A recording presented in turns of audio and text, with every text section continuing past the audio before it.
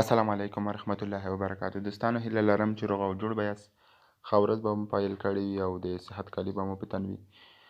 نن یو ځل بیا ستاسو په خدمت کې حاضر یم او د افغان ټکنالوژي چینل څخه تاسو ته نوې ویډیوګانې جوړوم.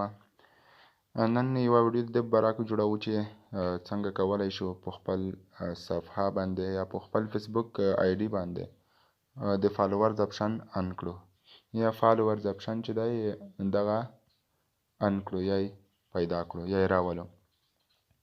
لومړی به تاسو دلته خپل آی ډي راخلاصه کړئ. کله مو چې آی ډي راخلاصه کړله نو دا به ستاسو آی ډي ده. دلته به راشئ په د پورته سر کې د درې نښانونو باندې به کلیک وکړئ. لاندې به راشئ دلته په دې برخه کې به په سیټینګ باندې کلیک وکړئ. سیټینګز برخه کې به دلته لاندې راشئ په فالوورز اینډ پابلیک کنټینټ باندې به کلیک وکړئ. دوستانو کله چې دا درته راخلاص شو په دې برخه کې به تاسو ټول لاندې اپشنونه چې وینئ په لومړۍ برخه کې به تاسو په دې پابلیک باندې کلیک وکړئ. پابلیک هو کین سی د پیپل پیج لیست اف فالو. دلته به تاسو بیا په پابلیک باندې کلیک وکړئ. پابلیک باندې دلته به راشئ په دې لاندې برخه کې به تاسو په پابلیک باندې کلیک وکړئ. هو کین سی یور فالوورز ان یور ټایم لاین.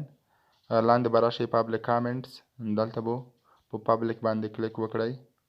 لاندې به راشئ دلته به په پابلیک باندې کلیک وکړئ. پابلیک پروفایل انفو. دلته به لاندې راشئ کامنټ رینکینګ. دلته به دا برخه به هم ان کړئ. اف فیسبوک پریویوز دا به هم ان کړئ. کله مو چې دا ان کړ د دې نه وروسته به تاسو د راوځئ د دې څخه. نو دا وه ستاسو د فالوورز اپشن ان کول. نو په دې طریقه سره تاسو کولی شئ چې په خپل فیسبوک باندې یا په خپل فیسبوک آی ډي کې فالوورز اپشن ان کړئ.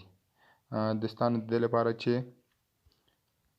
زموږ نوې ویډیوګانې تر تاسو در ورسیږي تاسو په یوټیوب کې زموږ افغان ټکنالوژي چینل سبسکرایب کړئ او په څنګ کې د بیل بټن چې دی یا د بیل نشان چې دی هم ووهئ تر څو تر ټولو مخکې زموږ ویډیوګانو تر تاسو در ورسیږي.